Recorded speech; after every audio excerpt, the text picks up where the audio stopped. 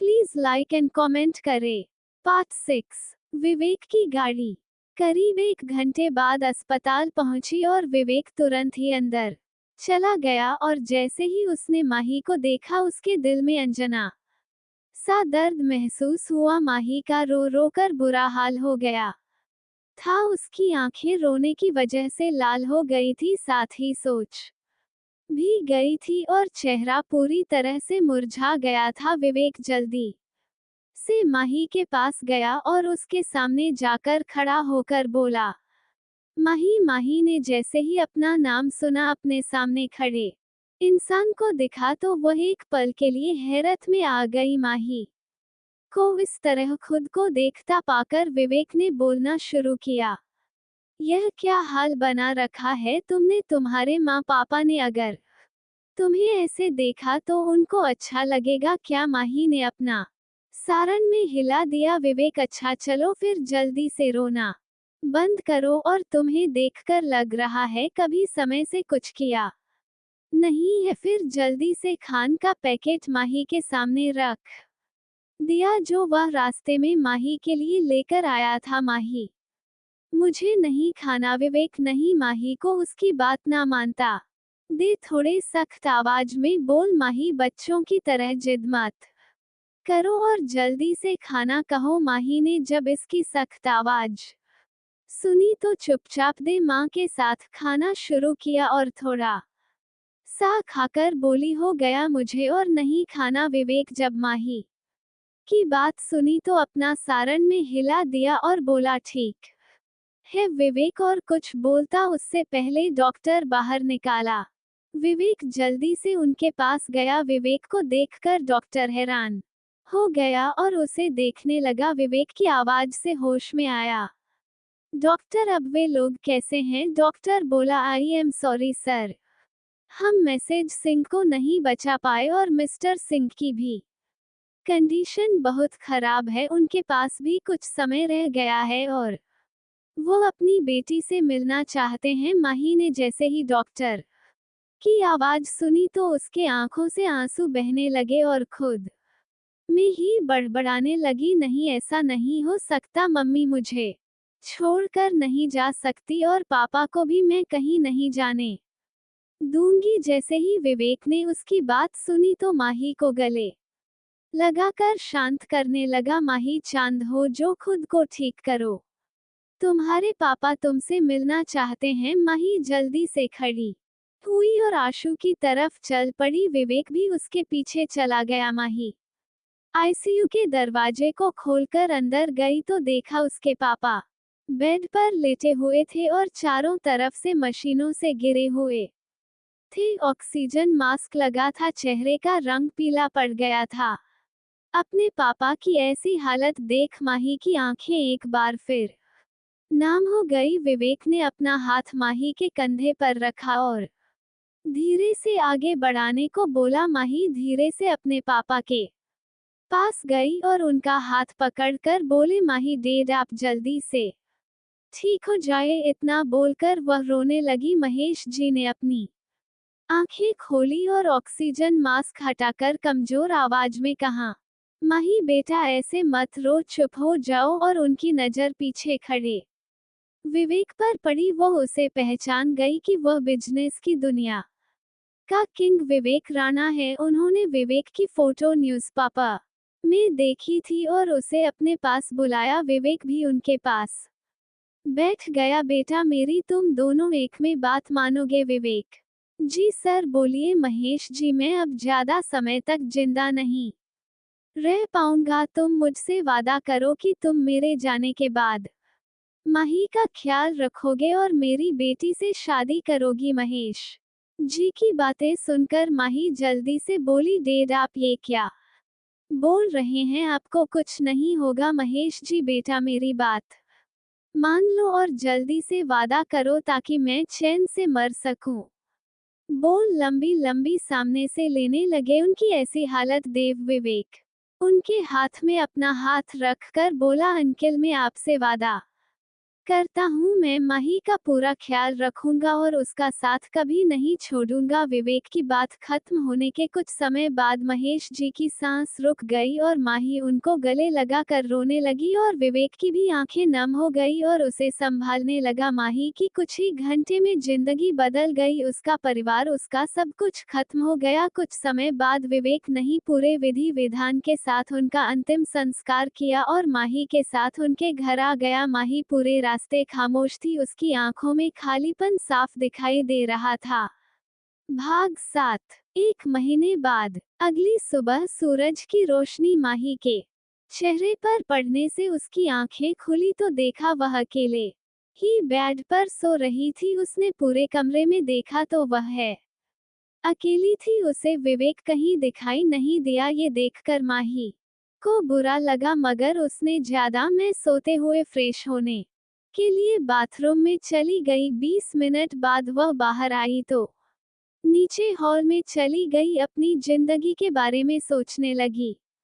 कुछ समय बाद दीपक वहां आया। दीपक को देख माही बोली, जी आप? दीपक जी, मैं सर ने आपके लिए खाना भेजा है और कहा है कि आपको खाली पेट ना रहने दे। ये कहकर बड़ा सा खाने का पैकेट माही की ओर बढ़ा दिया। माही भी ये देखकर अच्छा, कम से कम विवेक तो उसकी फिक्र करता है, और खुशी खुशी खाने का पैकेट ले लिया। दीपक नाम सर ने कहा है कि वो कुछ समय बाद आ जाएंगे, तब तक अपना ध्यान रखें। माही ने हल्की मुस्कान के साथ ठीक है और थैंक यू सो मच। दीपक को माही के साथ बात करके अच्छा लगा। उसे बाकी लड़कियों की तरह अपनी खूबसूरती पर घमंड नहीं था, उसे अपने बॉस की पसंद पर खुशी हो रही थी कि उन्होंने एक अच्छी लड़की चुनी है जो उसके तरह ही साफ दिल है। दीपक के जाने के बाद माही ने नाश्ता किया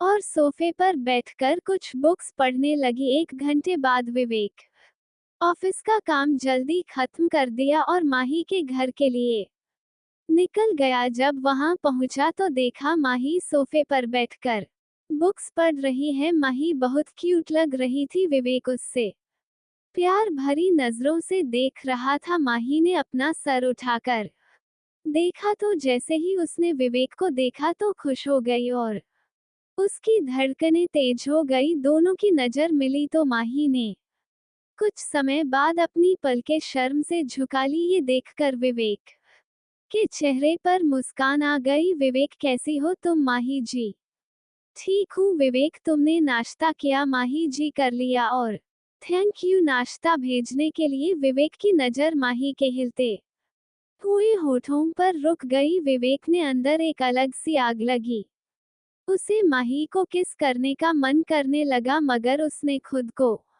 काबू किया। कुछ समय बाद दोनों में बातें की। विवेक नहीं घड़ी की तरफ देखा तो 2 बजे बज रहे थे। वह खड़ा हो गया और माही का हाथ पकड़ बोला, चलो। माही, कहाँ? विवेक, शादी करने। आज हमारी शादी है। माही ने जैसे ही सुना हैरत में आंखें फैल गई और उसे कुछ समझ नहीं आ रहा था कि वह क्या बोले। माही, आप मजाक कर रहे हो ना? विवेक, नहीं, मैं तुम्हारे पापा से वादा किया है कि मैं तुमसे शादी करूंगा और ख्याल रखूंगा। माही, लेकिन विवेक, लेकिन कुछ नहीं और चुपचाप चलो। माही भी चुपचाप विवेक के पीछे चली गई। कुछ देर बाद गाड़ी कोर्ट के सामने रुकी। सब कुछ इतना जल्दी हो रहा था कि उसे कुछ समझ नहीं आ रहा था कि वह क्या बोले। कुछ घंटे बाद दोनों की शादी हो गई। माही को तो यकीन नहीं हो रहा था कि वह अब शादीशुदा है। भाग 8। विवेक और माही जब कोर्ट से बाहर आए, दीपक ने उन दोनों को साथ देखकर खुश हो गया और खुशी उसके चेहरे पर दिख रही थी। वह जल्दी से उन दोनों के पास आया और बोला, कंग्रेचुलेशन सर और मैडम। विवेक को देखकर लग रहा था वह बहुत खुश है। वह जिससे प्यार करता था उससे उसकी शादी हो गई थी और वह हमेशा के लिए सिर्फ उसकी हो गई थी। वही माही को अभी भी विश्वास नहीं हो रहा था कि जिसे पाने के सपने लड़कियां देती है उसके साथ उसकी शादी हो गई। दीपक में घर का दरवाजा खोला तो विवेक माही का हाथ पकड़कर उसे अपने साथ गाड़ी के अंदर ले गया। वह जल्दी से अपनी गोद मैं उसे बैठा दिया। ये सब इतनी जल्दी हुआ कि माही को कुछ समझ नहीं आ रहा था। वह बस हैरानी से आंखें बड़े बड़े करके विवेक को देख रही थी। जब विवेक ने माही को खुद को इस तरह देखते पाया तो उसकी कमर से पकड़कर अपने करीब कर लिया।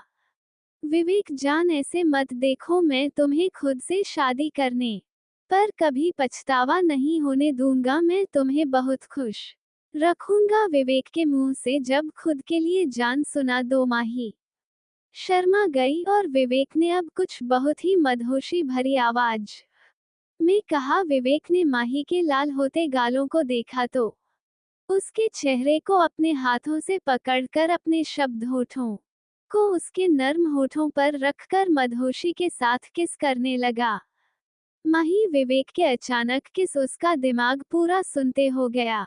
किस करते हुए विवेक ने माही के होठों पर वाइट कर दिया, जिससे माही अपने होश में आए। ज्यादा वक्त माही खुद को रोक नहीं पाए और विवेक को किस करने लगे। माही का रिस्पांस प्रकार विवेक माही को दीप किस करने लगा। उसे समय बाद दोनों अलग हुए तो माही नदी लंबी सांस लेने लगी। उसे ऐसी सांस से देखा देखा विवेक मुस्कुरा दिया। बच्चा, तुम्हें नहीं पता किस करते समय सांस कैसे लेते हैं। विवेक की ऐसी बात सुन मैं को अब और भी शर्म आ रही थी। विवेक ने भी माही को साइड की सीट पर बैठा दिया। दीपक आगे की सीट पर आकर बैठ गया। दीपक सर, अब कहाँ जाना है। विवेक होटल ले चलो। दीपक मैं भी कर स्टार्ट कर दिया। विवेक माही के पास जाकर कान में बोल, बच्चे तुम्हें भूख लगी होगी, पहले होटल जाकर कुछ खा लेते हैं। माही ने अपना सर हल्का सा हिलाकर हाँ बोला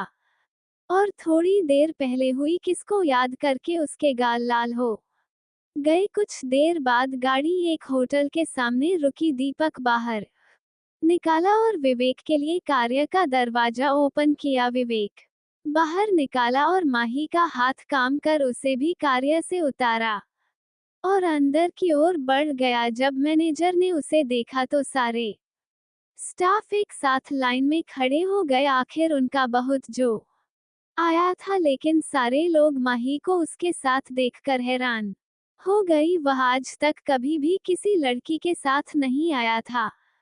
सबने उसे सर नीचे झुककर विश किया और अपने काम में लग गई। मैनेजर ने विवेक और माही को एक रूम में ले गया। रूम बाहर से बहुत सुंदर था। यह विवेक का था, उसके अलावा कोई नहीं आता था इस रूम में। मैनेजर ने दोनों को रूम में बिठाकर बाहर चला गया। उसके जाते ही विवेक ने माही को अपनी गोद में बैठा दिया और किस करने लगा। कुछ देर बाद दोनों अलग हुए और विवेक ने माही को अपनी गोद से उठा के पास में बिठा दिया। विवेक, बच्चा क्या खाओगी तुम। माही ने कुछ नहीं कहा। वह शर्म की वजह से लाल हो रही थी। उसे कुछ ना कहता और ऐसे शर्म आता देख विवेक मुस्कुराकर बोला, विवेक बच्चा, तुम्हें शर्माने की जरूरत नहीं है और तुम मेरी पत्नी हो, मिसेज माही। विवेक राणा बोलकर प्यार से उसके माथे को चुन लिया। माही को विवेक को खुद की इतनी करे और प्यार